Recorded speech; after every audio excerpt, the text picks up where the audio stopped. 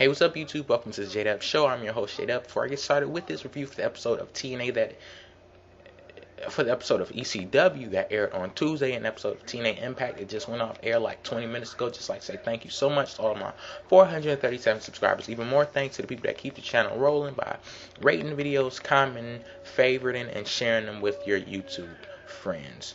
I've watched Radius 2X, the Radius are Superstars latest videos, and he has like a new mascot on his show, the Rated R Platypus, and yeah, his name is Captain Planet. I thought, what better time than now to... Did she just pee on me? Okay, no. My new puppy, Jessie. She is a Cocker Spaniel Poodle mix, so a cockapoo. I just got her yesterday, and she's pretty good, beautiful and everything, nice. Hasn't bit me yet, that's a good thing. So, yeah, this is a new show mascot, and, yeah, just say hi to the people again. Hey. Yeah, but, yeah, let's get into this ECW review. I'm going to do that first. It was a pretty good show. ECW always puts on a good show, in my opinion.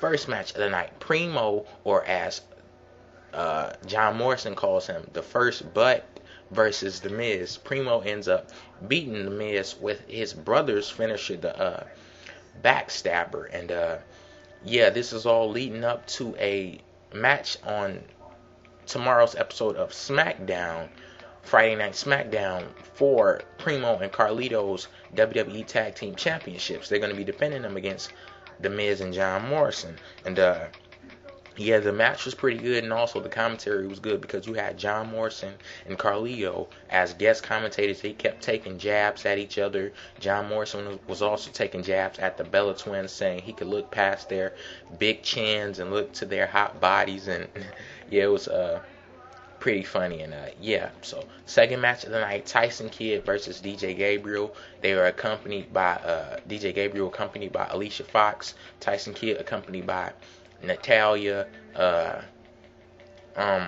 Tyson Kidd ends up winning this match, and like his first real match to where it wasn't a squash. He actually had to show that, like, I guess people are familiar with him now, so I guess WWE is finally ready for him to start being some competitive matches. And DJ Gabriel was competitive, but Tyson Kidd ends up getting the win in the end.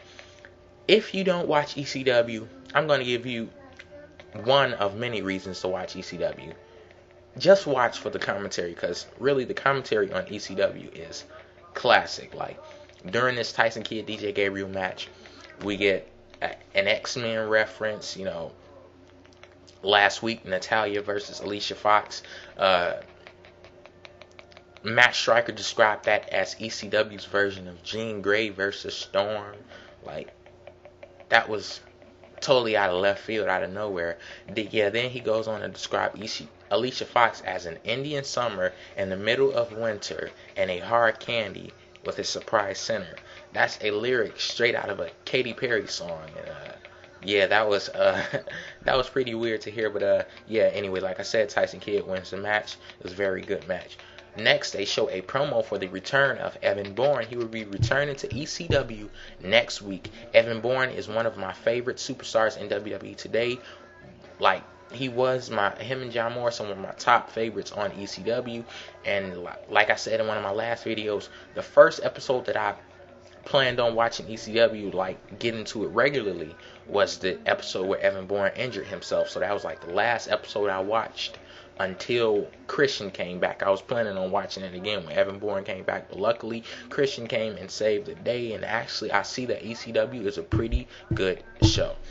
Next, they show the footage of Triple H breaking into Randy Orton's house, attacking him, and throwing him through the window, and then getting arrested.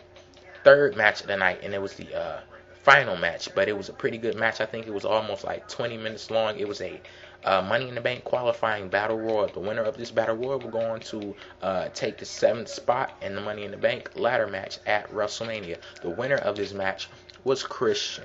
He defeated the likes of Great Khali, Shad, Gaspard, JTG, Funaki, Goldust, Dolph Ziggler, Charlie Haas, Paul Burchill, William Regal, Jimmy Wang, Vladimir Kozlov, Ricky Ortiz, Chavo Guerrero, R-Truth, and Tommy Dreamer. Damn, that was a long list. How many people was that?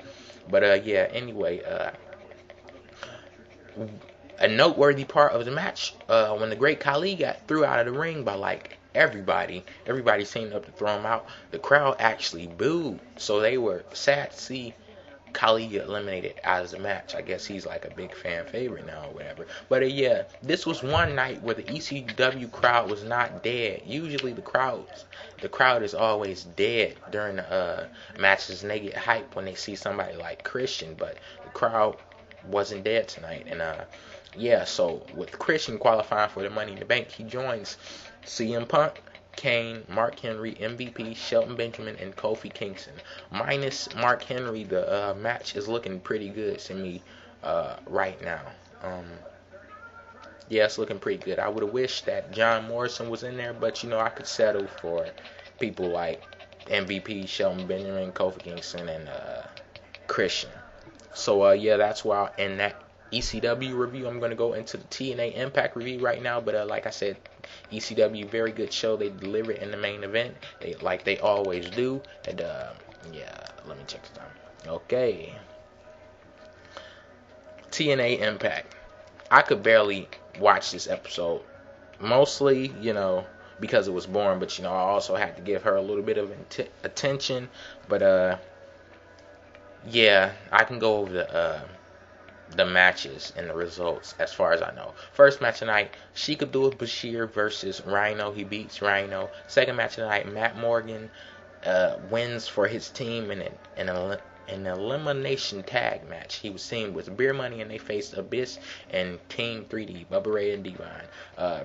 Third match tonight, Madison Rayne versus Taylor Wilde. They were accompanied by a hell of a lot of people. The Beautiful People, Kip James, or Cute Kip, whatever the hell his name is, and Badass Billy Gunn. That's what I know him as, and that's what I always know him as. But yeah, and Madison Rayne, damn,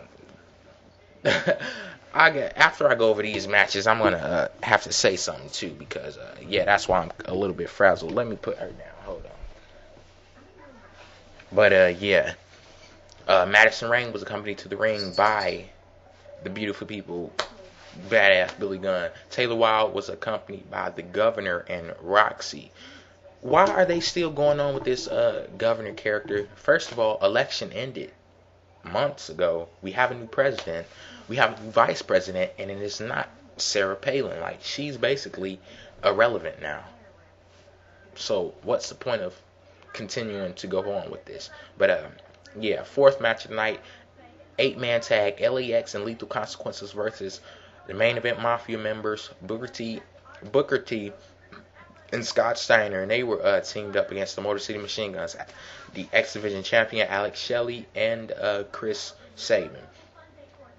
What the hell was going on with this match? Like, why team supposed members of the TNA Frontline against members of the main event Mafia? It doesn't make any sense. And I know some people will say, well, like they say, like the announcers say, and just let me say, once again, unbearable commentary, but Don West, he got up and walked off once again. What's the point of even coming out to the damn ring if you're just gonna get up and walk off because you cop an attitude? But yeah, I lost my train of thought. Like, I hate when I do that. I always talk about something, then I go off into something else, then I forget what I originally was talking about. But I think, yeah, the announcers always are talking about how the Motor City Machine Guns are only members of the front line in name or whatever. But, like, okay, you're hinting that, maybe they're a part of the front line, maybe they're not a part of the front line, but this is concrete evidence that they're not a part of the front line, but them teaming up against members of the main event Mafia. But you go on fifth match of the night, it was a match like Kurt Angle, Sting pick people to represent them to go into the match. Sting picks Eric Young. Kurt Angle couldn't find anybody to help him out. So he picks his fat security guard named Rocco. Rocco gets into the match. Eric Young, he's working him over at the beginning, but Rocco ends up dominating the match.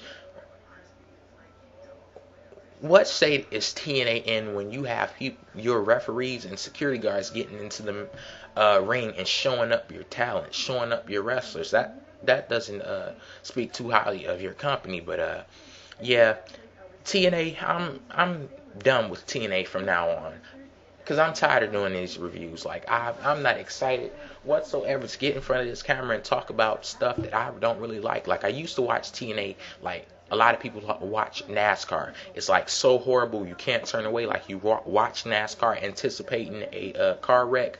But TNA is basically jumping the shark. They're doing everything in their power to keep up with this 1.3 rating, and it's coming off really horrible, and I'm not liking it. I'm going to review the pay-per-view still, but yeah, I'm done with TNA, and also I'm done with this video. Time running out.